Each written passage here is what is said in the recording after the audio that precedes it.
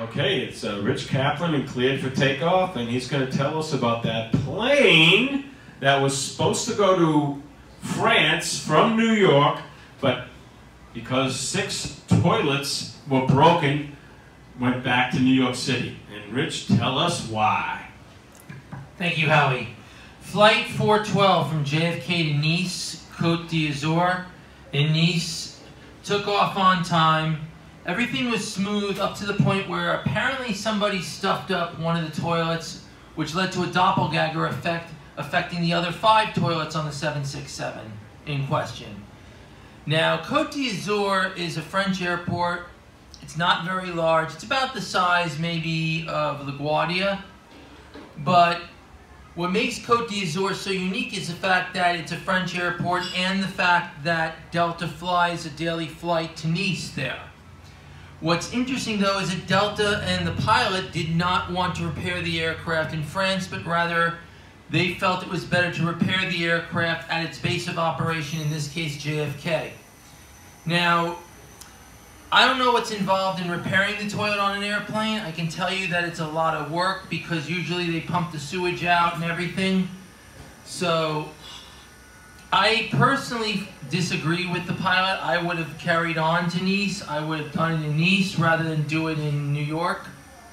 But the pilot was citing the fact that it's France and that this is an American-built airplane, and I guess he felt because it's an American-built airplane, he'd rather do it in the United States than do it in France.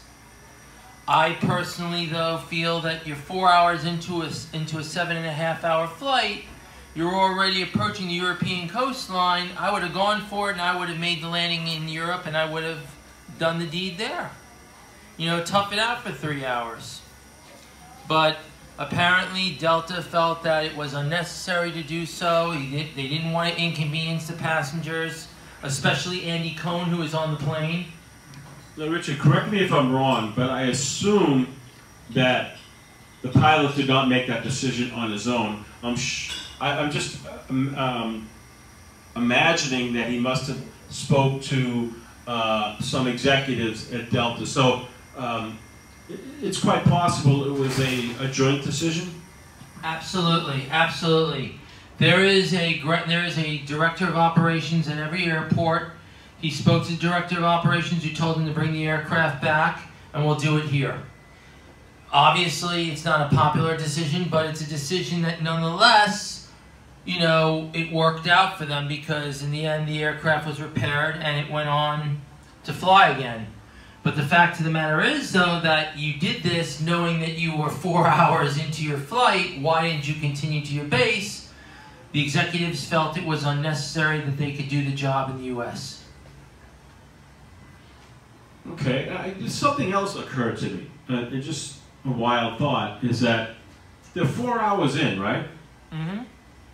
Why couldn't they land the plane somewhere near where they were, and then the people could get on another flight instead of going all the way back to New York? Was that possible or not possible? Not possible only because of the fact that you're over Ireland. Ireland, technically you could have landed it at Shannon. Shannon has an operations center. I know that they do a lot of maintenance work in Shannon, and it's a popular maintenance airport, but I don't believe that this aircraft was going to go to Shannon. I believe the pilot had every intentions of bringing it back to JFK. He was told by his bosses, this is what I need you to do, make it happen, and he did. And I think what made matters worse is you had a famous celebrity on the flight, Andy Cohen, who was quick to tweet out his frustration, put it that way. I don't want to use some of the words that Andy Cohen tweeted out, but having a famous celebrity tweeting out all kinds of nasty messages kind of, let's say, hurt the PR of the situation. I actually have a quote from Andy Cohen on my computer. Keep it clean. It is clean. It is clean. I actually made sure of that before I read it. Okay. We are an hour outside of Europe. Somebody pooped or put something down the toilet that didn't go, broke the toilet. Guess we are back at JFK. So that's what he wrote. And surely nobody can be quite so accident prone. After all, Delta's 767s have 6 toilets, but apparently somebody shoved a blunt object down one of the toilets. I am not at liberty to say what I think it is because I have a funny feeling that the Mile High Club was happening. That's my theory. I mean, I believe that, you know, it's a long flight. People do crazy things. Unfortunately, this is one of those instances where it destroyed the toilet system on the airplane, but, you know, it happens. It's not unheard of. And Andy also brought up another point of perspective where I gotta get to it. Where are you?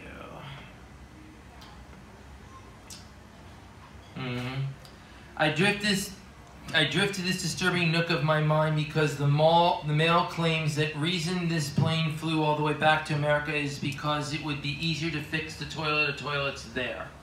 I pause for flushing sounds to invade your mind and incite guttural noises to emerge from your principal orifice of noise.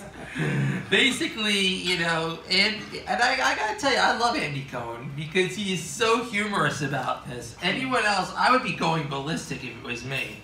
I mean, I don't believe it. This is the nation that brought us Cloch Morrell, if I'm reading this correctly. So, you know, he has very good points. And, you know, unfortunately, Delta, what's really surprising is that they didn't bring it back to Atlanta. Right, okay. Because that's where they're based. But, you know, Kennedy is a very large facility. We've been to JFK. You've been there. I've been there. And I can tell you from experience that if anyone's going to repair a toilet, it's Kennedy.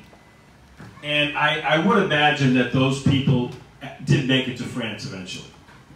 Yes, 10 hours later, they made it to France. I did monitor the story. About 10 hours later, they were put onto, I believe, another Delta flight, and they made it back to France. Although quite a frustrating day. Very frustrating, Howie. Very frustrating. I don't know how else to word it. All right, but great job, Rich. And when I saw the story, I said, "Boy, this is quite an unusual, unique story." And Rich will be all over it. And great research, great job on it. Great job, Rich Kaplan. Thank you.